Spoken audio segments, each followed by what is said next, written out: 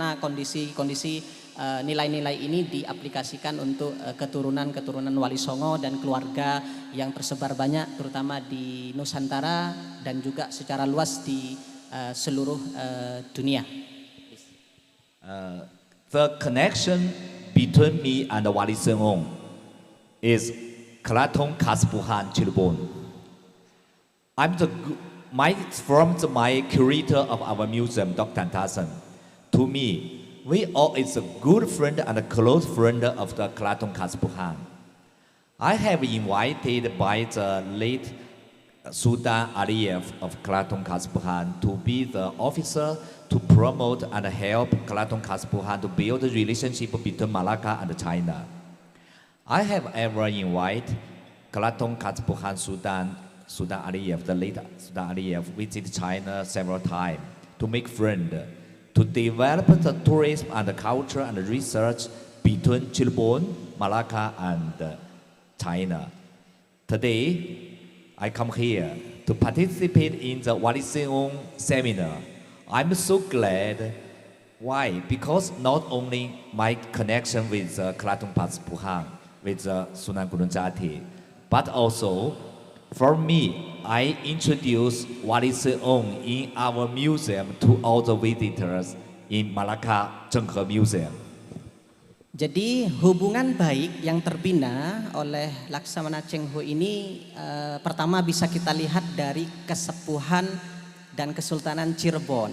Inilah yang membuat narasumber pertama kita juga sangat senang bisa hadir di tengah-tengah acara pada siang hari ini untuk berbagi wawasan terkait seperti apa bentuk hubungan-hubungan Cheng Ho dan kesepuhan Kesultanan Cirebon di Nusantara, dan nanti lebih lanjut perluasan dari hubungan-hubungan antara Cheng Ho dan kesepuhan Cirebon itu. Please. The family of the Wali Songo was remembered by all the Indonesian people. When I know the story and the history of the Wali Songo from the Sunan Gunung Jati. When the story in Cirebon,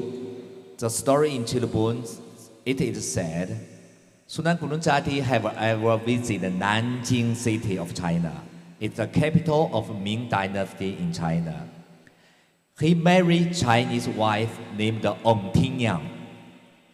Today, the tomb of Ong Tingyang still kept very well beside the tomb of Sunan Gunung Jati. So when you visit Cirebon, visit Keraton Kaspuhan, you will know many stories what happened between China and Sunan Gunung Jati. So in our museum, we show the story of Ong Tingyang and Sunan Gunung Jati. I hope from after this seminar, I can introduce more story, more history of the Wali Songo to the visitors from all the world in our museum. Also, I like to invite all of my friends to visit our museum to introduce the history of Wali Songo to all over the world from Malacca, and also with my friend from Malaysia.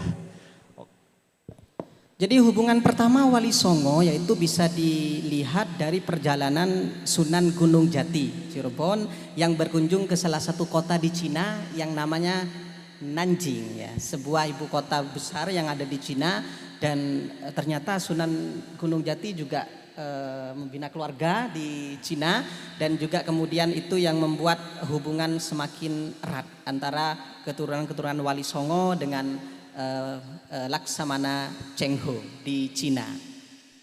Please. So, I just mentioned Zhenghe heritage. I think the heritage of Zhenghe also connected with the heritage history of Wali Songo. So in the future, I hope one day I also have a dream. Indonesia people, all the people from Nusantara, and all the people from Malacca, all the people from China, from the hometown of Zhenghe, can connect, united together to submit our application to UNESCO for Zhenghe heritage. After that, we can keep our history in the international world. It's my dream, also it's my task. Nah, hubungan yang sangat penting antara Sunan Gunung Jati, Kesepuhan Kesultanan Cirebon dengan Cheng Ho ini perlu kita tindak lanjuti dengan cara mendaftarkan ke UNESCO. Karena ini merupakan sebuah peninggalan budaya yang berisi nilai-nilai yang sangat penting terkait dengan sejarah Wali Songo dan hubungannya dengan Laksamana Cheng Ho. Jadi narasumber pertama sangat menginginkan sekali kita organisasi ini juga bergerak tidak hanya mengetahui akar sejarah dari Wali Songo dan hubungan dengan Cheng Ho, tetapi mulai menindaklanjutinya secara konkret dengan mencoba mendaftarkan ke UNESCO sehingga dunia internasional juga bisa lebih mengenal terkait sejarah, fakta dan data hubungan antara Cheng Ho dan Sunan Gunung Jati dan Wali Songo yang ada di Indonesia. At the end, I welcome all of my new friends from the Nusantara, from all over the world, such as the year when Zhenghe come here, make friend. We do business to trade, and our culture can influence each other. We can accept each other like brothers under UNESCO concept to build our friendship from today, from this seminar. Okay, welcome all of you visit Malacca Zhenghe Museum. Jadi kita juga diajak untuk berkunjung ke Museum Malaka dengan tujuan untuk mempererat hubungan baik ini antara Cheng Ho dan para keturunan Wali Songo terutama dari Sunan Gunung Jati di Cirebon sehingga hubungan baik ini bisa terus berlanjut dan terus bisa kita tindak lanjuti lebih konkret lagi, yaitu salah satunya dengan cara kita diminta untuk juga berkunjung dan perlu melihat Museum Malaka dan mempelajari sejarah-sejarah Laksamana Cheng Ho yang ada di museum tersebut. Terima kasih, itu pemaparan dari narasumber pertama kita. Kita beri tepuk tangan yang meriah lagi Bapak Ibu. Baik, untuk mempersingkat waktu kita akan lanjut ke pemateri kedua yaitu Ki Ardi Purbuantono saya kira. Nah, yang akan Ki Ardi atau Dr. Saifuddin terlebih dahulu? Oke.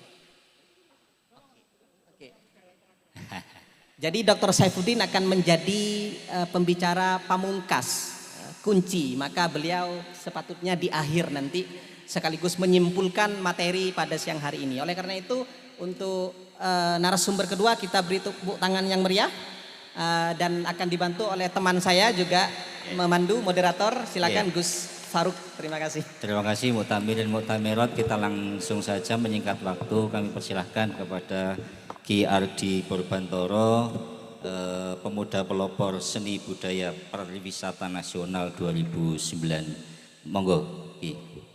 Bismillahirrahmanirrahim. Innahu min Sulaiman. Innahu bismillahirrahmanirrahim. Wala ta'lu alayya wa'tuni muslimin. Assalamualaikum warahmatullahi wabarakatuh.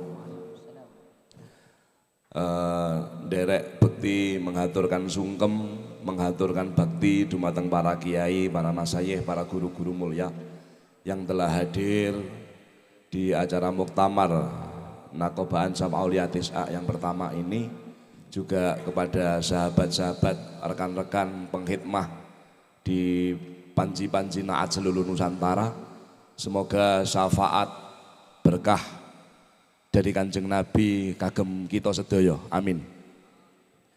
Kehadiran saya di sini tidaklah lain, tidaklah bukan sebagai penderek atau sebagai santri dari beliau mulia guru saya Al-Maghfurlah Kiai Haji Agus Sunyoto yang telah mendedikasikan sugengipun, gesangnya, hidupnya salah satunya untuk khidmah dan meninggalkan literasi sejarah yang sangat penting bagi bangsa ini, bagi negara ini, bagi generasi muda ke depan, yakni salah satunya adalah Atlas Wali Songo, kemudian suluk Syekh Abdul Jalil yang dikenal oleh anak-anak yang dilahirkan di era Orde Baru sebagai Syekh Siti Jenar dengan pemahaman-pemahaman yang sangat berbeda ketika data real, data sejarah beliau temukan dan beliau ceritakan kepada kita sebagai santri dan pendereknya. Romo Yai Agus Sunyoto salah satunya menceritakan kepada saya bahwa beliau menulis Atlas Wali Songo dan menggubah naskah sejarah Atlas Wali Songo itu yang sangat memberikan kontribusi data-data sejarah kuat, yakni dari Cina tentang keberadaan Wali Songo itu. Cuma masih banyak menurut keterangan dari saudara saya, putra dari Romo Yai Agus Sunyoto yang juga hadir pada pagi hari ini, Gus Fikri, bahwa dari data-data sumber sejarah Cina tersebut yang belum diterjemahkan masih banyak. Sehingga untuk menguatkan itu, semoga ke depan Nakoba Ansab Aulia Tisa ini menjadi pelopornya dan penerusnya. Amin. Boleh. Right, ladies and gentlemen, so our second speakers talks about the history of Wali Songo, which was preceded by Ki Agus Sunyoto, right, by writing Atlas Wali Songo book, which is very significantly impactful for the history of Wali Songo in Indonesia. But unfortunately, the fact is that the history of Wali Songo comes from China, and unfortunately, not much literature is discussing this relationship between the fact of Wali Songo's birth and China's connection. So NAAT as an organization is expected to bridge this gap in order to continue the legacy of the relationship between Wali Songo and China. Alhamdulillah, semoga karya-karya beliau ini menjadi wasilah dan jariah. Tentunya kita sebagai generasi penerus, sebagai pribumi, sebagai putra bangsa ini benar-benar bangga, percaya diri bahwa para wali-wali di tanah Jawa, para wali 9 itu terdiri juga dari para leluhur kita di Nusantara. Bahkan Romo Yai Agus Sunyoto menceritakan di dalam keterangannya, juga dituliskan di dalam Atlas Wali Songo, bahwa Kanjeng Sunan Ngampel itu ternyata ditelusur masih memiliki darah dari Singasari, darah dari Prabu Kertanegara yang telah menjamun hubungan erat di dalam rangka membangun kekuatan saat beliau meluncurkan atau melonsing ekspedisi Cakrawala Mandala Dwipantara. Alhamdulillah, saya pribadi sebagai putra bumi Nusantara dan sebagai wong Singosari merasa punya hati bahwa ternyata Wali Songo ini darah mulianya keturunan bangsawan-bangsawan raja-raja sebelumnya yang tidak kalah populer. Karena kita kenal sendiri di sejarah bahwa saat itu Prabu Kertanegara berhasil menghalau ekspedisi dari Mongol, yang mana Mongol berhasil menaklukkan Mesir, Irak, Persia, tapi setelah datang di Nusantara berkat integritas serta semangat persatuan dan kesatuan yang dibangun oleh leluhurnya Kanjeng Sunan Ampel, yakni panjenenganipun Prabu Kertanegara, kita berhasil menghalau kedatangan Mongol di Nusantara. Itu catatan penting dari Romo Yai Agus Sunyoto. Dan kita sebagai putra bumi Nusantara dan santri beliau diajarkan tidak semata-mata Wali Songo itu datang ke Nusantara itu memaksakan diri dengan berbahasa asing. Dalam hal ini karena Islam itu dari Kanjeng Rasul Muhammad SAW memaksakan diri dengan bahasa Arab. Tidak. Maka para Wali Songo di dalam artefak manuskrip kuno yang ditemukan salah satunya di Surawiti, di Juru Kunci yang sampai saat ini masih tersimpan, meskipun bertuliskan aksara Jawa, namun ketika dibaca berbunyi Bismillah, Alhamdulillah, wassalatu wassalamu ala rasulillah, ashadu alla ilaha illallah, wa ashadu anna muhammadar rasulullah, Allahumma sang suksmo mulya ati luweh sifat langgeng mungkul jati sarine gampang, la ilaha illallah Muhammadur Rasulullah. Kanjeng Sunan Kalijaga mengajarkan bacaan Arab yang disastrakan dan dituliskan dengan aksara Jawa. Betapa hebatnya Nusantara menjadi wasilah ajaran-ajaran mulia Kanjeng Nabi untuk membumi di Nusantara yang awalnya dibawa oleh Wali Sembilan dan berhasil menjadikan Indonesia Nusantara berpenduduk muslim terbesar dunia, salah satunya adalah kita semua. So, ladies and gentlemen, another important note written by Ki Agus Sunyoto in his Atlas book is that Sunan Ampel, Raden Rahmat, is in fact one of the descendants of Singasari Kingdom, and Raden Rahmat and also Wali Songo members did dakwah or Islamic preachings using cultural activities like presented in the old manuscripts of Java, which tells about La ilaha illallah, no God but Allah, Muhammadur Rasulullah, no prophet but Muhammad. So this is the fact that Islam in Java, which is preceded by Wali Songo, has been culturally taught and without any forced and also without any strengths.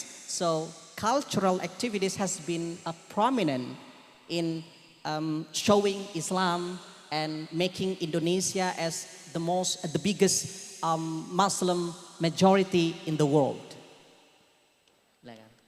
Alhamdulillah, alhamdulillah lagi, alhamdulillah. Jadi selama ini yang hampir dan nyari saja Wali Songo itu dianggap fiktif. Dengan kehadiran Nagoba Ansab Auliyati saat ini menjadi sebuah realita sejarah. Ya memang realita, memang kasunyatan. Sehingga Atlas Wali Songo ditulis oleh Agus Sunyoto ini sudah klop, sudah klik. Semoga beliau dimuliakan oleh Allah dan Rasulullah, amin. Karena dalam kurun waktu sejarah, sampai tahun sekitar 2015, itu yang meninggalkan literasi tentang Wali Songo dengan data sejarah valid. Bahkan beliau Romo Yai Agus Sunyoto itu dawuh kepada saya, menuliskan sejarah Atlas Wali Songo itu beliau belajar dari sinau hadis.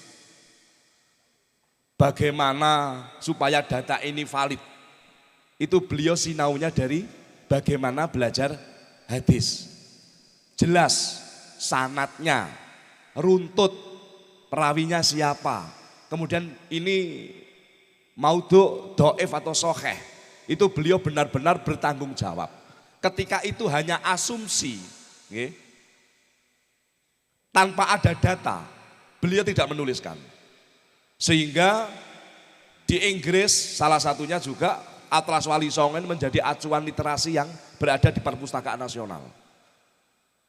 Bahkan di negara-negara lain, Cina, beberapa waktu Singapura, saya mendengar dari Gus Zulfikar, putra Mbarepe Romo Yai Agus, itu karena ini bukan buku dongeng lagi, tapi bisa dinyatakan sebagai buku sejarah yang dikuatkan dengan data-data primer, data-data serat, naskah, kidung, kakawin dan sebagainya. Kemudian menyambung dari keterangan beliau dari Malaka tadi yang tentang Cheng Ho, di dalam Atlas Wali Songo Romo Yai Agus Sunyoto juga menceritakan bahwa Laksamana Cheng Ho datang ke Nusantara itu selama 7 kali. Pertama kali tahun 1402, itu Cheng Ho datang di Tuban pertama kali. Beliau menyaksikan Saat itu ada orang-orang Cina Muslim berjumlah 1.000. Kemudian di Gresik juga ada Cina Muslim berjumlah 1.000. Di Surabaya, catatan Cheng Ho, itu ada Cina Muslim berjumlah 1.000. Itu tahun 1402. Ini catatan Romo Yai Agus Sunyoto di dalam Atlas Wali Songo. Artinya apa? Bisa dipastikan oleh beliau bahwa pertama kali yang membawa agama Muslim di Nusantara ini dari orang-orang Cina. Itu kesaksian itu berikut sebelum Cheng Ho datang di Nusantara, yakni waktu Marco Polo datang di Nusantara pada tahun 1292. Pada tahun 1292. Ini catatan Marco Polo dari Italia ketika kembali ke Cina melalui laut singgah di Perlak di Aceh sana. Beliau juga mempersaksikan. Di Perlak sana ada sekawanan pedagang Muslim dari Cina. Juga demikian pedagang Muslim dari Persia. Saat itu pribumi di Nusantara kita dinyatakan sama Marco Polo masih menyembah pohon, menhir, beribadah di gua-gua dan di pedalaman makan daging manusia. Itu kesaksian Marco Polo pada tahun 1292. Kemudian naik lagi, yakni catatan dinasti Tang tahun 674 Masehi. Di sini masih berdiri atau bertahta Ratu Sima Kerajaan Kalingga. Peralihan di Saudi sana, di Timur Tengah sana, peralihan dari dinasti Sayyidina Ali kepada Umayyah. Itu diceritakan di keterangan Romo Yai Agus Sunyoto di Atlas Wali Songo, catatan sejarah dinasti Tang 674 Masehi itu ada orang-orang Cina, juga termasuk orang-orang dari Timur Tengah yang datang di Nusantara. Tapi pribuminya masih belum ngerasuk agama Islam. Itu catatan sejarah Romo Yai Agus Sunyoto. Semoga panjenengan dikuasakan oleh Allah bisa memiliki buku Atlas Wali Songo. Karena itu literasi yang sangat penting untuk menjadi ngapunten nggih. Pancatan awal kita sinau beliau para wali songo. Kemudian saya ingin menyampaikan bahwa hadirnya guru kami Romo Yai Agus Sunyoto, saat itu beliau menjadi ketua les bumi PBNU. Beliau menghadirkan diri, memberikan manfaat di les bumi PBNU. Beliau memberikan khidmahnya di les bumi PBNU sarang-sarang kawulo, sarang-sarang konco-konco. Tapi setelahnya informasi itu dibawa oleh kaum muda, meledaklah saat ini. Dan kita sebagai generasi pecinta, pengkagum, mudah-mudahan ada darah Wali Songo yang mengalir di tubuh kita. Itu leres dawuh pengendikane Ketua Naat tadi. Yang perlu kita kedepanan adalah akhlakul karimah. Adalah spirit untuk kita melangkah, menirukan, melanjutkan perjuangan Wali Songo. Nek ngaku-ngaku, salah-salah kok yo dikongkon tes DNA. Cek gak dikongkon tes DNA, ayo bismillah bareng-bareng. Bahwa tidak harus anak biologis. Gus Dur juga ada istilah anak ideologi. Kadang-kadang anak ideologi ini lebih keren. Kadang-kadang anak ideologi ini juga harus lebih keren. Maka lebih amannya senantiasa kita memohon ampun kepada Gusti Allah dan memohon syafaat kepada Rasulullah, juga memohon bimbingan kepada para wali-wali Allah yang masyhur, yang mastur, agar kita dijauhkan dari riya, sombong, takabur. Yang ada adalah seperti yang dikatakan oleh Kanjeng Nabi, innama bu'istu liutamima makarimal akhlak. Dan tanah Jawa Nusantara ini, Indonesia ini, diceritakan oleh Romo Yai Agus Sunyoto adalah ladang yang subur untuk menanam akhlak. Orang Jawa Menangkap akhlakul karimah itu dengan bahasa lain toto, kromo, andap, asor, subo, sito, sopan, santun. Itu adalah bahasa-bahasa kita tentang akhlakul karimah. Dan Islam sebelum hadir di Nusantara, terbukti orang Jawa ketika saya dan penjenengan punya Pak D. Apa Pak D itu? Bapak gede, utawa Pak Puh, bapak sepuh, kakake bapak, cacake bapak. Kebetulan kok kakange bapak, cacake bapak, Pak D itu menikahnya telat. Sebelum pandemi baru menikah. Tahun 2019 baru menikah. Tahun 2020 pandemi datang, pekerjaan libur. Beliau meningkatkan imun. Sehingga tahun 2001 alhamdulillah Bude hamil. 2001 hamil, maka lahirlah seorang jabang bayi yang usianya jauh dari kita. Budaya Nusantara, adat Nusantara memanggil si jabang bayi itu mau tidak mau adalah kakang utawa mbak yu, padahal awake dhewe wis gerang. Tapi tetap saja kita memanggilnya kakang utawa mbak yu karena hormat kepada Pak D. Itu adalah budaya luhur Nusantara yang ditandur di Nusantara. Maka ketika kemudian para wali songo dari jumlah 9 menjadi banyak ini, saya kira memang Indonesia Nusantara ini adalah tanah yang dipilih oleh Kanjeng Nabi untuk melanjutkan dakwah, pergerakan dan semangat beliau menyebarkan rahmatan lil alamin. Matur suwun.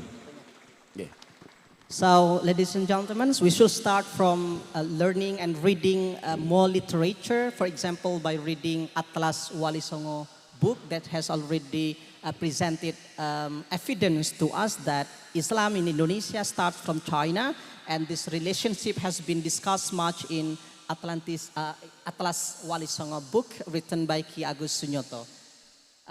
Ki Ardi mohon maaf sama Dr. Faruk, waktu sudah lebih dari 10 menit. Sayang sekali, jadi materi harus dilanjutkan oleh Dr. Ahmad Saifuddin Zuhri, SIP LM, Rois Suryah, PCINO Tiongkok tahun 2021-2023. Nanti kita akan sambung Ki Ardi dengan Q&A, pertanyaan jawab setelah itu. Untuk itu pemateri selanjutnya kepada yang terhormat Dr. Ahmad Saifuddin Zuhri SIPLM, waktu dan tempat dipersilahkan, mohon PowerPoint bisa ditampilkan.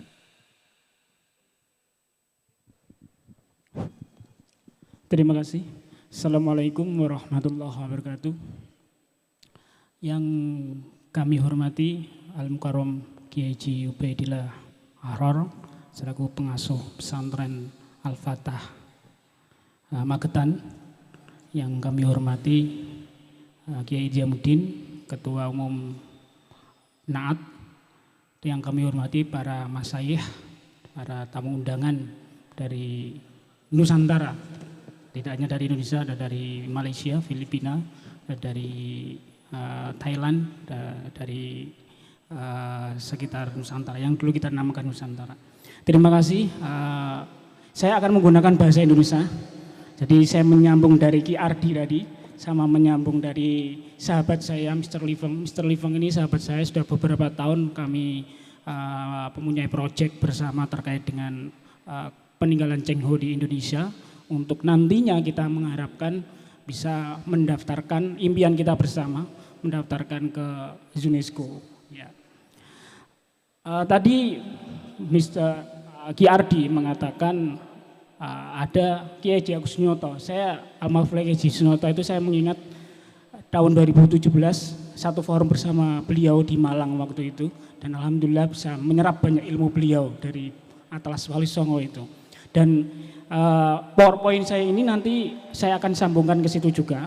Jadi selama beberapa tahun kebetulan saya mendapat rezeki tinggal di Tiongkok, berkeliling di beberapa daerah dan riset yang mungkin riset kecil-kecilan terkait dengan Islam di sana maupun terkait dengan Indonesia dan Tiongkok. Di ketika kita belajar Islam di Nusantara itu memang tidak bisa lepas dari Islam di Tiongkok. Ini tidak hanya bersifat asumsi atau tidak hanya bersifat dari dongeng saja, tetapi di buku-bukunya, buku sejarah, di buku sejarahnya dinasti Ming atau Ming Shu Tai, di buku sejarah Ming disebutkan juga, bahkan tadi Ki Ardi juga menyebutkan ada di dinasti Tang. Nah, nanti akan saya sebutkan sedikit. PowerPoint-nya kira-kira bisa ditampilkan? PowerPoint bisa ditampilkan. Kalau belum bisa, saya akan ini aja. Jadi ketika Islam masuk ke Cina itu sekitar abad ke-6, abad ke-7 Masehi, di awal-awal Islam dari Arab muncul. Dan di awal-awal ini Islam masuk ke Cina lewat jalur sutra atau jalur sutra darat waktu itu. Di dinasti Tang. Tang mas, bukan Tang mas. Jadi bacanya Tang kalau bahasa Mandarinnya gitu. Iya Tang. Dinasti Tang ini sekitar abad 6 sampai abad 8 Masehi. Kalau di Indonesia tadi sempat Ki Ardi menyebut ada masanya Raja Ratu Sima. Ya. Di masa itu Raja dinasti Tang ini mempunyai keakraban yang sangat erat sekali dengan masa di awal-awal Islam berjaya di masa Abbasiyah waktu itu. Bahkan kadang mereka antara Abbasiyah dan dinasti Tang ini juga mengalami konflik atau peperangan. Nah, ketika dinasti Tang yang pusatnya di kota Xi'an atau dulu namanya Chang'an, yang sekarang namanya Xi'an, itu ada di tengah Tiongkok. Kalau ada saya sebenarnya ada petanya. Itu ketika ibu kotanya di Xi'an, kalau Bapak Ibu pernah melihat filmnya filmnya siapa? Jackie Chan, yang terkait dengan apa itu terakota, pasukan berkuda yang banyak itu di Xi'an, di ibu kota dinasti Qin sampai dinasti Tang. Nah di situ ketika mereka berkonflik memperebutkan wilayah Asia Tengah yang sekarang ada Kazakhstan, Kirgistan dan lain sebagainya, itu selesai berkonflik mereka akur lagi. Nah, ketika mereka akur, satu waktu di dinasti Tang ini meminta bantuan pasukan Abbasiyah untuk menanggulangi pemberontakan, namanya pemberontakan Anshe Chuan di daerah jalur sutra waktu itu. Jalur sutra waktu itu adalah jalur perdagangan utama.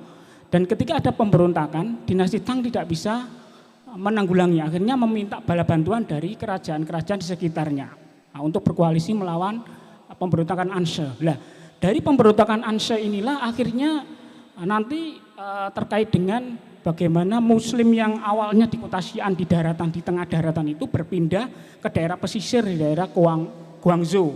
Kalau mereka menyebut Guangzhou, terus di Quanzhou dan di Yangzhou dan lain sebagainya. Jadi ada perpindahan. Nanti turun sampai ke Nusantara dari situ. Dari pemberontakan Anshe ketika selesai, akhirnya dimenangkan oleh dinasti Tang.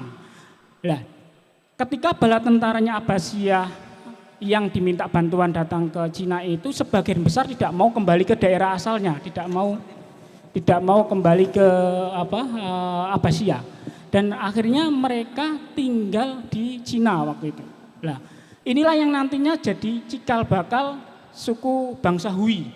Suku bangsa Hui itu sekarang suku Muslim, yang suku bangsa Muslim nomor pertama yang di Cina.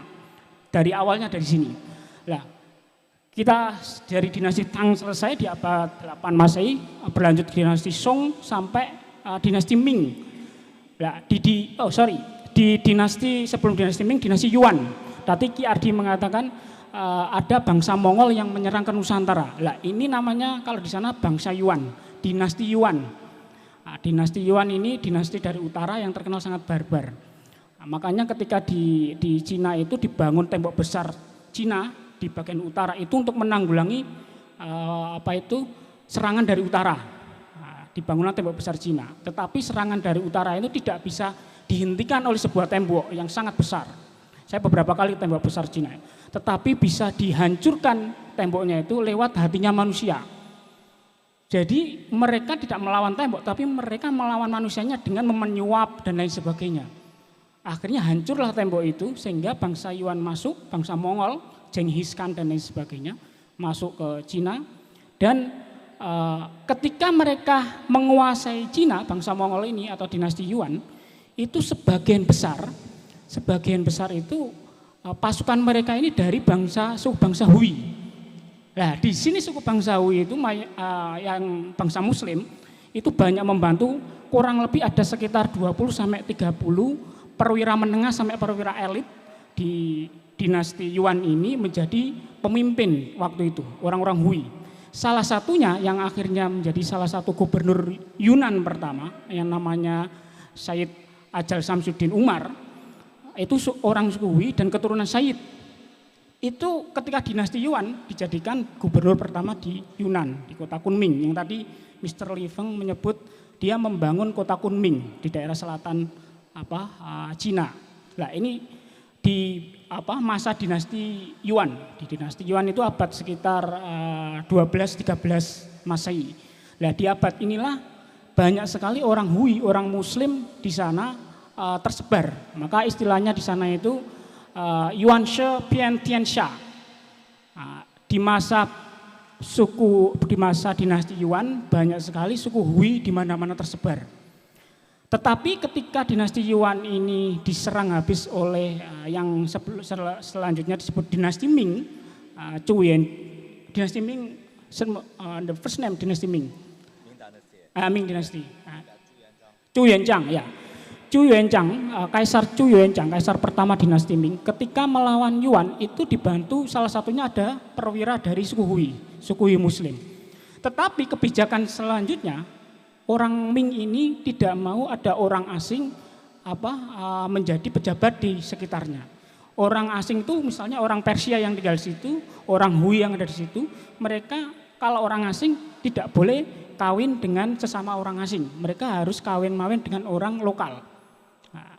Jadi di sini akhirnya mereka kawin-mawin, akhirnya terjadilah peranakan suku Hui besar di situ, orang Muslim besar di dinasti Ming. Nah, dinasti Ming inilah yang di abad 14 akhirnya mengutus Laksamana Cheng Ho untuk muhibah ke jalur sutra maritim. Kalau kita sebutnya jalur sutra maritim. Jadi jalur sutra itu ada dua, jalur sutra darat sama jalur sutra maritim. Jalur sutra darat itu terputus di dinasti Tang karena ada pemberontakan. Akhirnya jalur sutra ini melewati pesisir, melewati laut. Nah, melewati laut ini perdagangan mereka melewati Selat Malaka, melewati Nusantara hingga ke Arab. Nah, makanya Laksamana Cheng Ho kan beberapa kali ke Nusantara dan konon, nah ini sebenarnya tadi saya sempat diskusi sama Mr. Li Feng, ada salah satu followernya Cheng Ho itu sudah sampai ke Mekah, tapi Cheng Ho-nya tidak, hanya followernya saja yang sampai ke Mekah. Dan ini tercatat di buku sejarahnya dinasti Ming, ada di buku sejarahnya yang ada berapa ratus jilid itu. Terus ketika ada pemberontakan, kembali sedikit ke dinasti Tang, ketika ada pemberontakan Anshe itu akhirnya yang terdampak salah satunya itu di kota Guangzhou yang sekarang dari Guangzhou itu sama Quanzhou dan sebagainya. Banyak muslim pesisir di sana itu dulu tinggal di satu tempat namanya Fanfang. Fanfang itu kalau ya kita terjemahkan seperti di Indonesia itu kampung Arab. Nah, seperti kampung Arab kalau di Jawa. Jadi di Guangzhou, di kota Quanzhou yang berada pesisir-pesisir itu ada namanya Fanfang. Peninggalannya sampai sekarang masih ada. Ya. Yang PowerPoint mas, yang PowerPoint. Yang PDF ini apa? Materi, bukan yang kurikulum vitae ya. Jadi di Fanfang ini di kota Guangzhou waktu itu, konon ini antara kuat dan tidak kuat catatan sejarah itu Sa'ad bin Abi Waqqas menyebarkan Islam lewat Guangzhou, lewat pesisir. Ada yang menyebutkan kalau Kiai Haji Said Kiai Said PBNU mengatakan di Guangzhou itu saya meragukan kalau itu Sa'ad bin Abi Waqqas sahabat Nabi. Bisa jadi Sa'ad bin Abi Waqqas yang lain yang dimakamkan di situ. Tetapi mayoritas masyarakat Muslim Cina itu meyakini kalau itu Sa'ad bin Abi Waqqas yang di Fanfang itu tinggal diberi tempat dan mendirikan masjid dan dimakamkan di sana di Guangzhou. Sampai sekarang makamnya masih ada. Masjid pertamanya namanya Huaisheng. Huaisheng itu masjid Rindu Rasul. Nah, di masjid pertama di daratan Tiongkok. Sampai sekarang masih ada di kota Guangzhou, ada menaranya. Sebenarnya saya ada fotonya juga di situ. Nah, ketika ada pemberontakan di Guangzhou, ada peperangan konflik di Quanzhou, namanya konflik nama Anshe. Oh, bentar, saya cek. Di kota Quanzhou itu pernah ada namanya konflik yang di kerusuhan Ispa. Kerusuhan Ispa itu di tahun 1357 sampai 1366 Masehi. Itu konflik antara Sunni dan Syiah yang ada di kota Quanzhou. Nah, dari konflik itu banyak sekali korban Muslim yang di sana, akhirnya mereka larilah ke daerah selatan, ke Nusantara. Ke Nusantara, di pesisir-pesisir Nusantara. Ini menyambung tadi yang dari ketika dinasti Tang ada pemberontakan Anshe yang di daerah Jalur Sutra, akhirnya juga lari ke selatan, ke Nusantara. Dan ini yang tadi dikatakan oleh Ki Ardi juga, bahwasanya ketika Muhibat Cheng Ho ke Nusantara, itu di situ sudah ada pemukiman-pemukiman di pesisir orang-orang Cina Muslim. Ini disebutkan di buku sejarahnya dinasti Tang, dinasti Ming itu ada. Jadi Cheng Ho ke sini itu sudah ada Muslim di sini, sudah ada di pesisir-pesisir. Jadi generasi awal Cina di Nusantara itu Muslim, termasuk yang di Palembang. Di Palembang itu ketika Cheng Ho pertama muhibah melewati Nusantara, dilapori oleh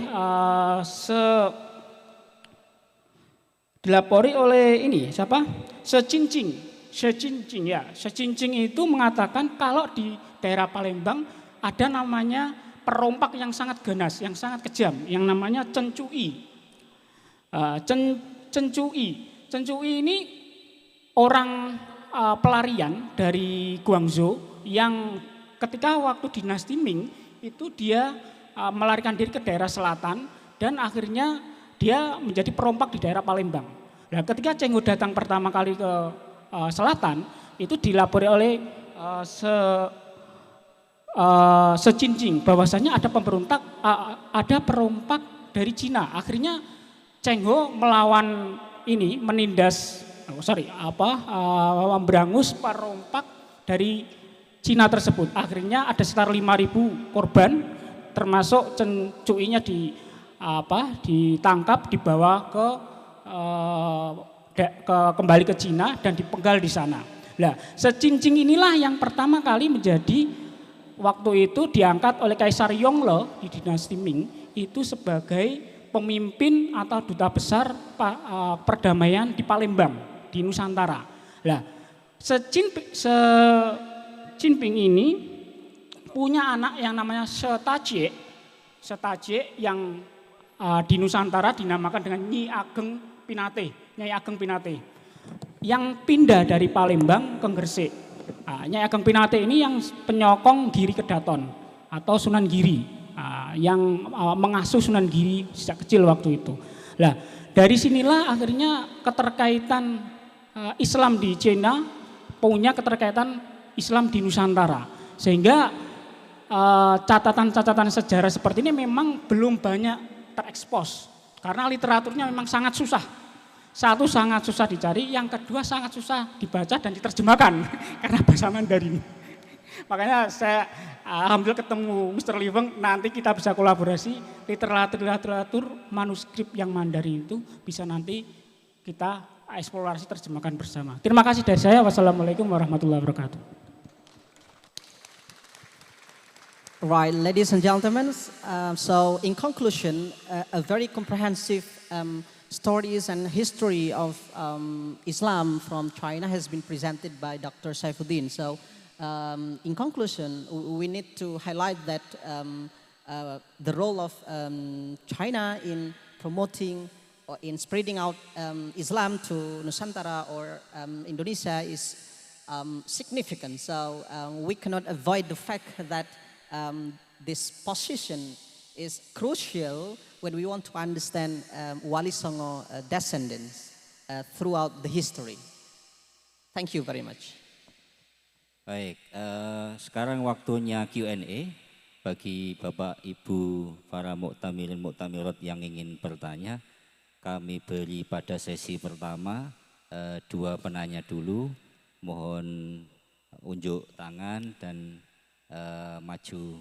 Kira-kira ada pengeras suara atau tidak ya Bapak Ibu? Monggo, ke sini saja.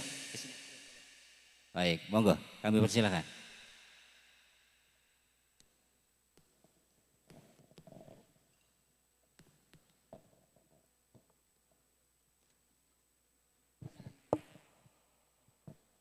Oke, terima kasih. Assalamualaikum warahmatullahi wabarakatuh.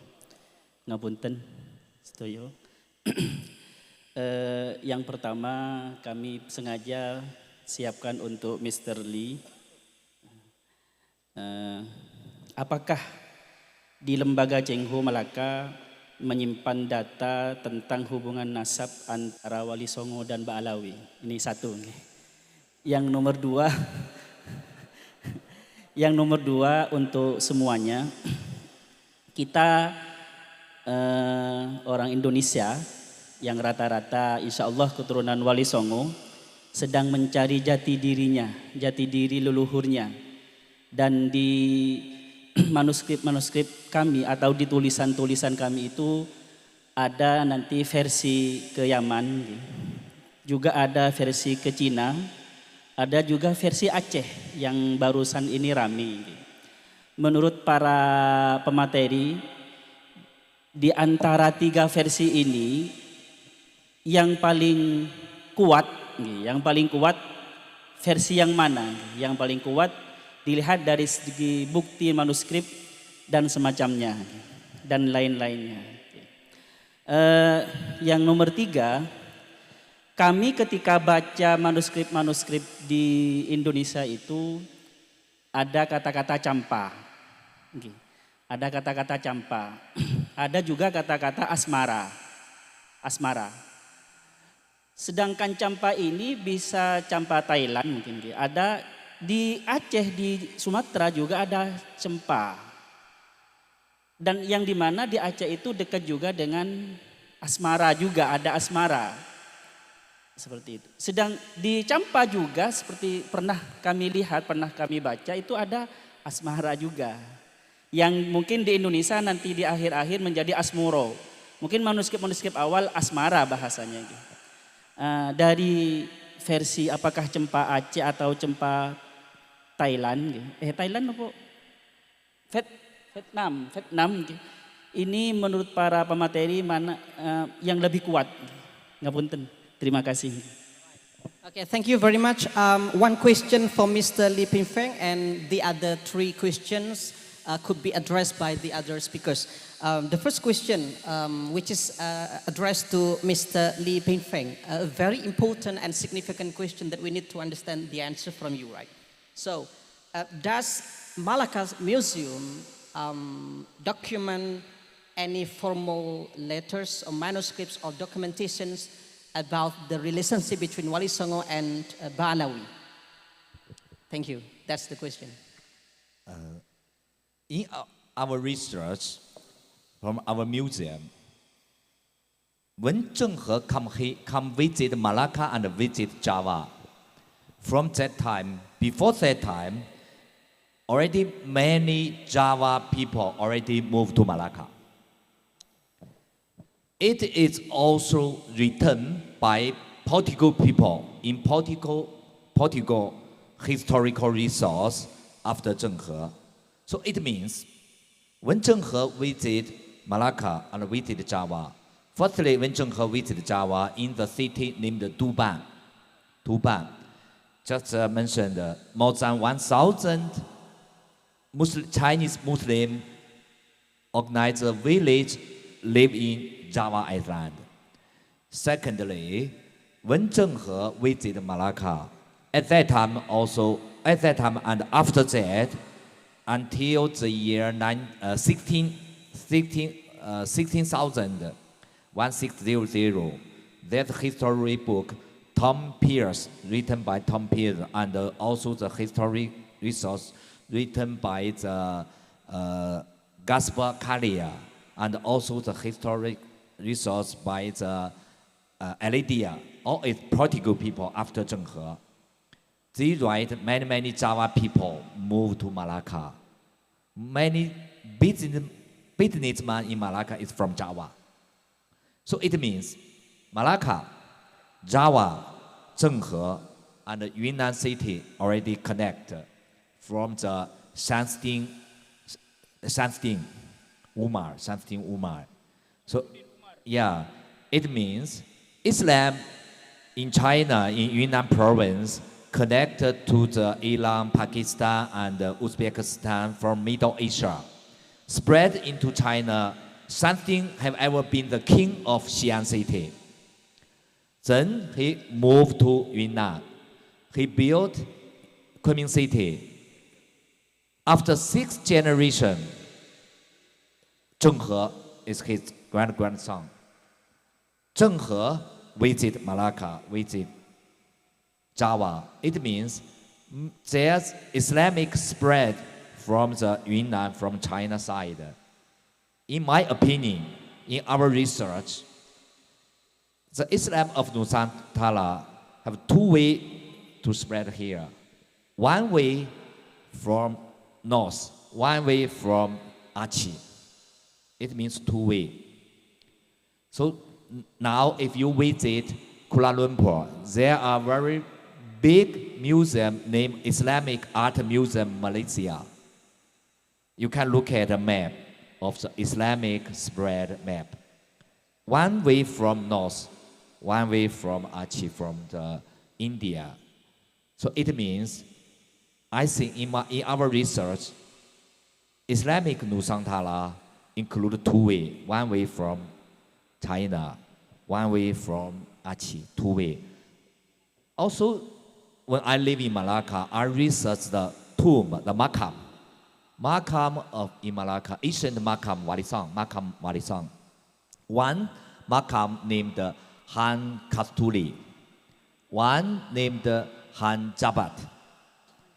All is the hero of Malacca kingdom. This two makam, the shape, is different with the makam of Malaysia now. It's different with the makam of tomb of Indonesia now. As same as Wakas. As same as the ancient tomb in Turkish was found now. You can compare the makam. It means maybe Han Kasturi, Han Jaba is Chinese Muslim. Because we can find this kind of tomb in Guangzhou, in Quanzhou, in Hangzhou, also in Turkish. So maybe in the future, I hope more friends can research this. We can compare the historical resource. Okay. So in the museum, there is no any document or evidence about the relationship between Wali Songo and Ba'alawi so far, based on research. There are historical resource. 2 copies was found in the year 1928. One was found in Cirebon, another was found in Semarang, was found by the Dutch people, Dutch government. We name it Chronis. We can see it history of Cirebon, Chinese Cirebon in Cirebon, history of Chinese in Semarang. At the beginning of this historical resource, it is said, when Zhenghe visited Nusantara, many Yunnan Muslims follow Zhenghe. Yet we cannot find this historical resource because it was kept by Dutch government. Last year, I also arranged our team member to visit Dutch government to look for this document. If we can find in the future, maybe we can find more historical resource about Wali Sengong, the relationship between Wali Sengong and Zhenghe and China. All Alright, oke. Jadi pertanyaan bahwa apakah ada dokumen atau bukti hubungan terkait Wali Songo dan Ba'alawi, sementara berdasarkan penelitian yang sudah dilakukan tidak ditemukan hubungan tersebut. Ini fakta yang berjalan sampai hari ini. Bahwa ada klan-klan Ba'alawi muncul belakangan itu baru ketika era penjajahan Belanda saja. Tetapi jauh sebelum itu ternyata fakta yang disampaikan pemateri pertama adalah Islam muncul lahir di Indonesia melalui dua jalur. Pertama Aceh dan yang kedua Cina. Inilah yang menjadi fakta berdasarkan hasil penelitian terkini yang bisa kita yakini. Terima kasih. Untuk pertanyaan jawaban-jawaban berikutnya akan dipandu oleh moderator kedua. Silakan. Baik, pertanyaan kedua untuk Ki Ardi sama Dr. Saifuddin. Versi mana yang kuat? Jadi ada berbagai manuskrip, ada versi A, ada versi B, kemudian ya bagaimana yang dinamika terjadi sekarang para pemateri. Versi mana yang kuat? Kemudian Cempa itu ada yang mengatakan dari mana tadi Thailand, ada yang mengatakan dari Vietnam. Ini mana yang lebih kuat? Monggo untuk Ki Ageng boleh pertama atau diteruskan oleh Dr. Saifuddin. Monggo. Ya, kita belajar sejarah sejak kecil ketika mempelajari Islam masuk ke Indonesia, memang teori yang sering diungkapkan adalah memang teori India dari Gujarat India masuk ke sini. Teori dari Cina itu memang baru terakhir saja muncul karena memang ya tadi manuskripnya memang baru terekspos sedikit demi sedikit dan ahli di bidang itu memang masih sangat langka, dan kita bersyukur ada teman kita yang meneliti tentang itu. Jadi kalau saya membandingkan ini memang ini kita tidak melihat dari kuat mana antara A atau B. Tetapi memperkaya khazanah kita kalau Islam di kita itu ternyata melting point dari Islam dari barat, dari utara, dari Tiongkok. Itu yang paling penting bagi kita, ada khazanah melting point di situ. Terus yang kedua tadi terkait dengan Campa.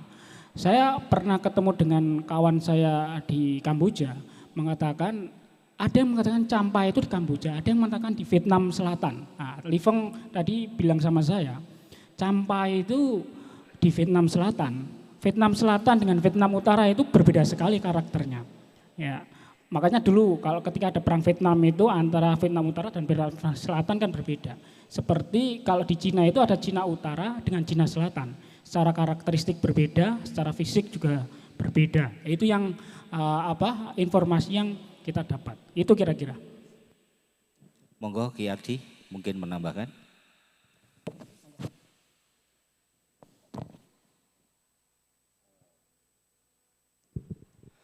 Saya kira keterangan tentang Campa yang sebelah mana ini butuh banyak dikaji kembali, termasuk hadirnya di Nusantara membawa beberapa nilai-nilai adat, istiadat dan kebudayaan. Itu mungkin bisa dikaji tentang keterlanjutan dari manuskrip yang dituliskan di situ tentang adat istiadat yang disertakan di situ, istiadat dari yang sebelah mana. Misal kita berbicara tentang Kanjeng Sunan Kalijogo. Kanjeng Sunan Kalijogo niku apakah menggunakan sastra kawi kuno di dalam menyampaikan doa-doa berupa kidung? Ternyata tidak, meskipun bahasa kawi kuno saat itu menjadi bahasa keseharian, namun ketika sampai di daerah Pantura, itu bahasa ini menjadi bahasa kerakyatan yang sangat mudah dicerna. Sehingga akan lebih detail seperti yang dikatakan oleh beliau tadi, untuk dikaji kembali kedekatannya dengan teks-teks berikutnya yang ada di dalam manuskrip tersebut. Misal saya ingin membacakan kidungnya Kanjeng Sunan Kalijogo, ini kan tidak semua bahasa kawi. Ono kidung rumeksa ing wengi, teguh hayu luputa ing loro, luputa bilai kabeh. Jim setan datan purun paneluhan tan hanawani, miwah penggawe ala gunane wong luput, geni satemahan tirta, maling ado tan ana ngarah mring mami, guna duduk pansirna. La ilaha illallah Muhammadur Rasulullah. Itu bukan bahasa Kawi yang ada di dalam kedaton, tapi itu bahasa pesisiran. Saya kira itu akan menjadikan koreksi dan kajian lanjut tentang apa yang ditanyakan tadi. Matur suwun. Baik, mengatakan para muktamirin dan muktamirat bahwa manuskrip mana yang lebih kuat di antara berbagai manuskrip yang ada. Para pemateri sepakat berdasarkan hasil research bahwa ada dua arah manuskrip itu, dari arah manapun itu bagian dari Islam melting point. Jadi Islam itu kemudian melebur menjadi satu yang kira-kira kalau dibahasakan sederhana Islam rahmatan lil alamin, kira-kira begitu. Jadi dari arah manapun manuskrip itu ya sebagaimana yang diaturkan oleh Kiai Ardi tadi bahwa perlu dikaji ulang, dan ini tugas kita bersama untuk memvalidasi manuskrip yang ada berdasarkan karya ilmiah, berdasarkan akademis ilmiah, sehingga bisa dipertanggungjawabkan sampai kapanpun. Kira-kira begitu. Bapak Dr. Farouk Ubaidillah, apakah masih ada waktu untuk cukup ya? Baik, para muktamirin muktamirat, sayang sekali waktu para pemateri sudah selesai. Untuk sesi pertama ini cukup. Kesimpulannya bahwa membahas Wali Songo tidak akan pernah ada habisnya, karena timeline-nya sudah begitu jauh. Jadi butuh keseriusan naat untuk menindaklanjuti apa yang disampaikan oleh tiga pemateri ini, sehingga kemudian menjadi valid datanya, kemudian bisa dijadikan pegangan anak cucu kita. Kira-kira begitu dari Sami mendampingi Dr. Farouk Ubaidillah. Kurang lebihnya mohon maaf dari saya. Ihdinas shiratal mustaqim. Assalamualaikum warahmatullahi wabarakatuh.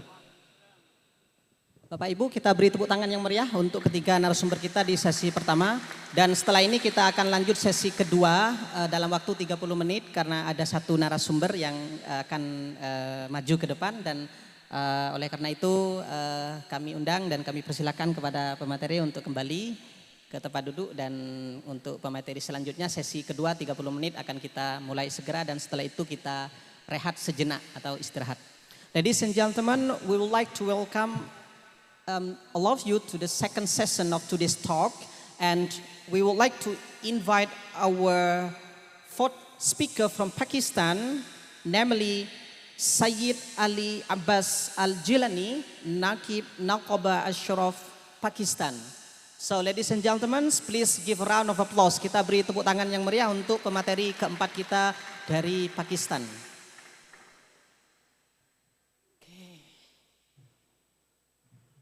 So, would you like to sit down here, please? Yes. Yes. So, would you like to speak Arabic or English? English, right? Bapak Ibu, pemateri kita akan menyampaikan materi dengan bahasa Inggris. Jadi kembali saya akan memandu jalannya acara pada siang hari ini. Kami persilakan. So, please, we would like to welcome you to present your talk, please. Assalamualaikum warahmatullahi wabarakatuh. Could you be closer, please? Yes. In the name of Allah, the most gracious and the most merciful, I am grateful to all the brothers, especially Sayyid Abadullah and Sayyid Izamuddin, who invited me as a keynote speaker to this international seminar organized by Naat Organization, Indonesia. My name is Sayyid Ali Abbas Gilani, and I am the chairman of Naqabatul Ashraf al-Sadat al-Pakistan. Today, I will read the lineage of the Wali Songo descendants of Hazrat Sayyid Jamadul Kubro, which is according to the records of Naqabatul Ashraf al-Pakistan and based on the ancient manuscript of Yunan, which will be from his name to Imam Ali alayhi salam. Bapak Ibu yang hadir pada siang hari ini, pemateri kita akan mengulas terkait sejarah keturunan Wali Songo dari Syekh Jumadil Kubro berdasarkan manuskrip Yunan. Shajrai Nasab Hazrat Sayyid Jamaluddin Kubru. Hazrat Al Sheikh Jamaluddin Kubru, Al Maruf by Sheikh Jamaluddin Kubru, has 5 brothers, namely Sayyid Jalaluddin, Al Sayyid Ziauddin Ali, Al Sayyid Abdul Aziz, Al Sayyid Nuruddin Hassan, and Al Sayyid Abdul Aziz. He also has 2 sisters, namely Sayyidat al Fatima Zahra. Zoja means wife, Qazul Qazat Hind Al Sayyid Abul Fateh Firozuddin Al Jailani, and Al Sayyida Kulsum bin Wabinat bin Sayyid Zainul Hussain, Sayyid Nasruddin bin Sayyid Shamsuddin Ajul Umr, bin Sayyid Kamaluddin, bin Sayyid Shamsuddin Umar al-Bukhari. He migrated from Bukhara to Yunnan.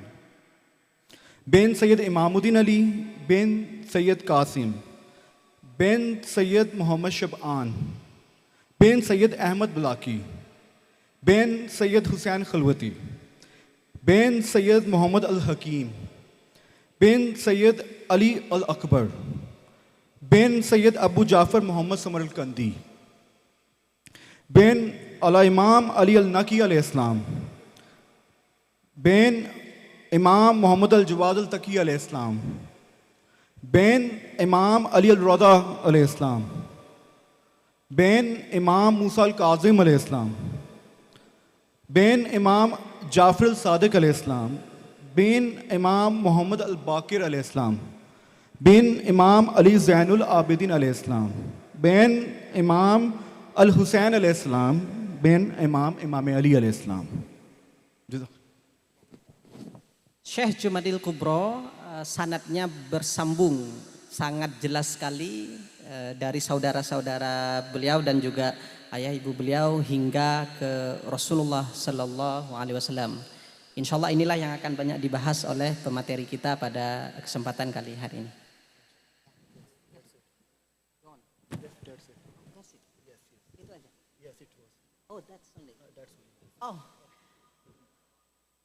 Jadi ini saja yang disampaikan oleh pemateri kita untuk meyakinkan kita bahwa Syekh Jumadil Kubro memang betul-betul bersambung sanadnya keluarga mulai dari orang tua beliau hingga bersambung ke Nabi Muhammad, Nabi yang agung Rasulullah Sallallahu Alaihi Wasallam. Barangkali Bapak Ibu hadirin wal hadirat yang hadir ada yang ingin bertanya satu saja, karena setelah ini kita akan rehat sejenak dan setelah itu akan isoma dan juga melanjutkan agenda selanjutnya dengan pemateri Tun Suzana Haja Othman dari Malaysia. Mungkin ada satu pertanyaan, silakan ketum kita, Kiai.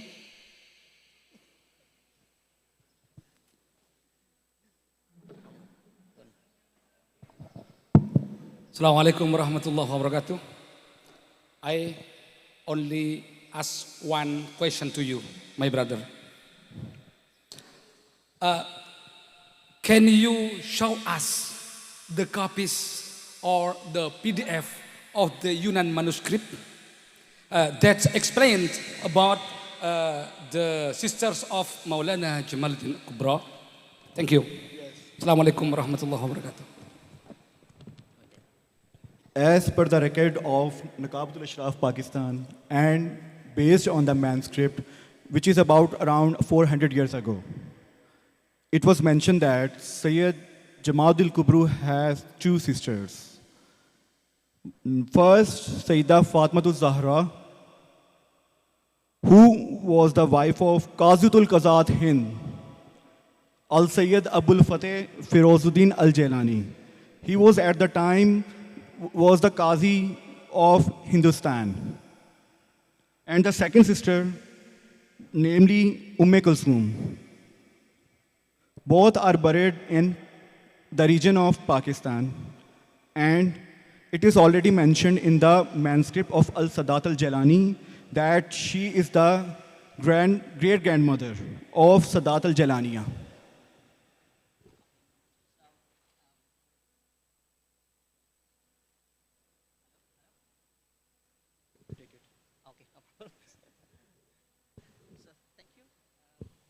So, representing our leaders, the audiences would like to have the document of Yunnan manuscripts.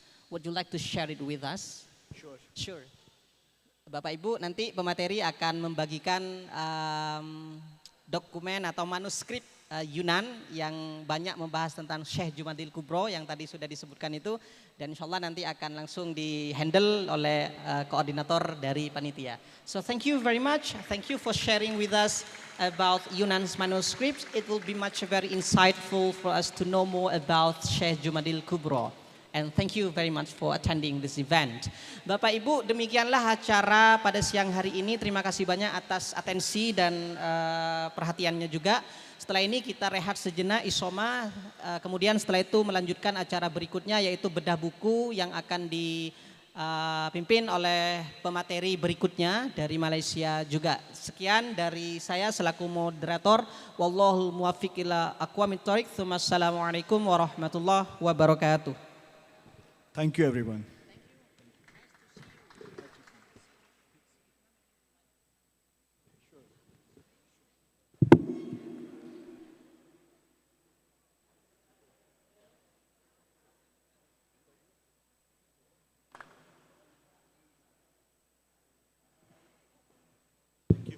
Bapak Ibu, sebelum berakhir panitia akan menyiapkan token of appreciation, pemberian cindramata. Kami mohon kepada ketua umum kami untuk maju ke depan dan bersedia memberikan cindramata kepada pemateri pada siang hari ini.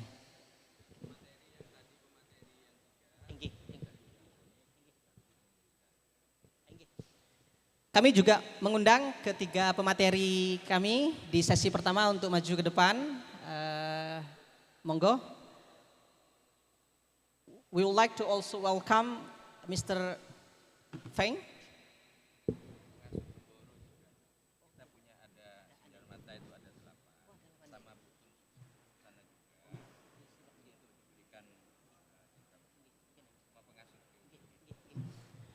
Kami juga mengundang Mudirul Ma'had Pondok Pesantren Al-Fatah Temboro untuk bergabung di pentas untuk memberikan cenderamata, dan juga kepada Tun Susana Haja Othman kami mengundang untuk bergabung di atas untuk juga menerima cenderamata dari panitia. Mohon bantuan kepada panitia untuk mengarahkan yang tersebut.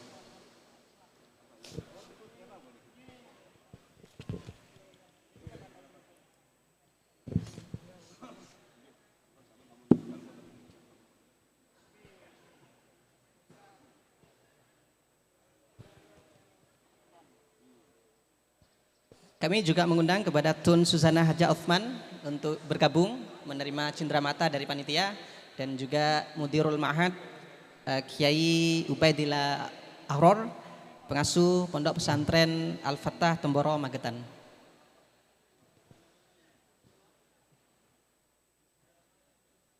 Kepada panitia yang bertugas, kami mohon juga ikut bergabung ke atas untuk memberikan cindramata kepada pemateri kita juga pada siang hari ini.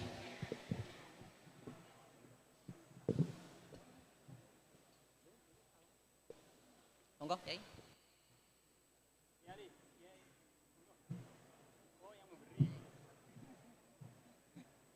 Kepada panitia yang bertugas, kami persilakan untuk berada di tengah panggung.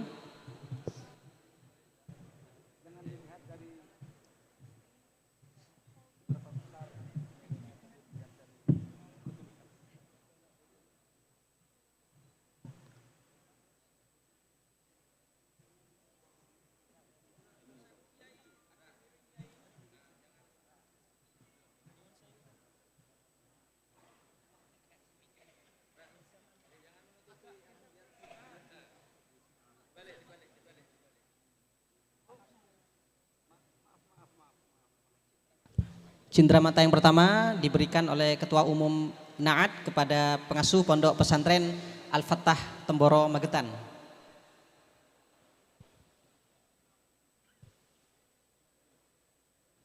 Oke. Kemudian cindramata berikutnya akan diberikan kepada pemateri kita. Ada Ki Agus yang juga akan diberikan oleh Ketua Umum Naat.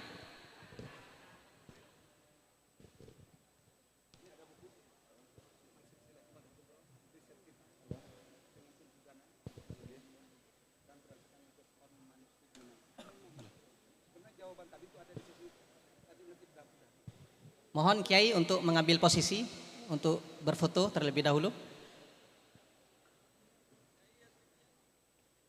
Terima kasih.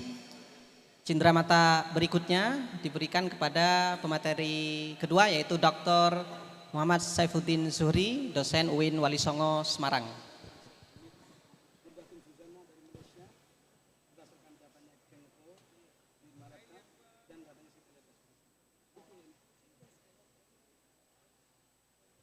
Terima kasih.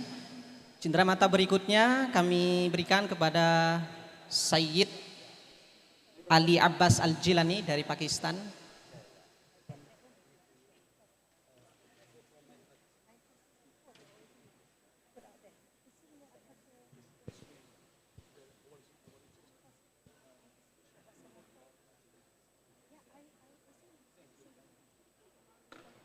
Mohon mengambil posisi untuk berfoto bersama.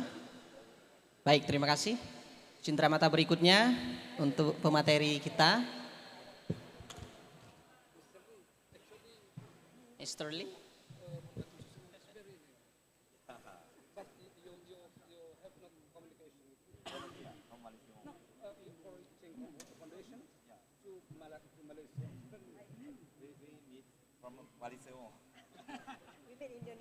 Kami mohon untuk mengambil posisi untuk berfoto.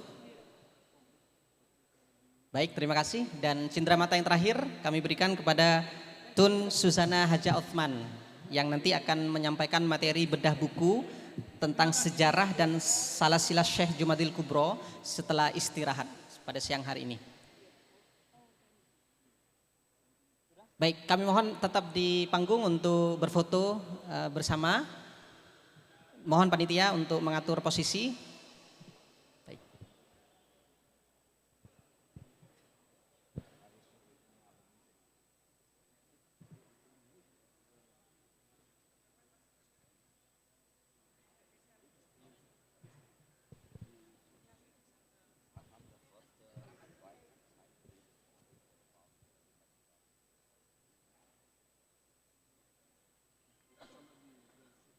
Baik Bapak Ibu hadirin wal hadirat, kita berikan tepuk tangan yang meriah untuk acara pada siang hari ini dan terima kasih atas perhatiannya. Kami persilakan kembali ke tempat dan kita istirahat sejenak. Kemudian kita akan lanjut pada sesi ketiga yaitu bedah buku yang akan dipimpin oleh Tun Susana Haja Othman dari Malaysia.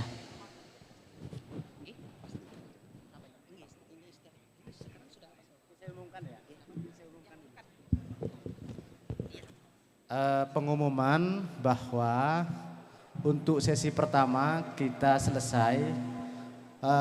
Berikutnya adalah daurah ilmiah. Setelah kita melaksanakan sholat duhur, kemudian makan. Setelah itu baru kita dilaksanakan sekitar jam 13.00 akan dilanjutkan dengan kegiatan daurah ilmiah dan bedah buku.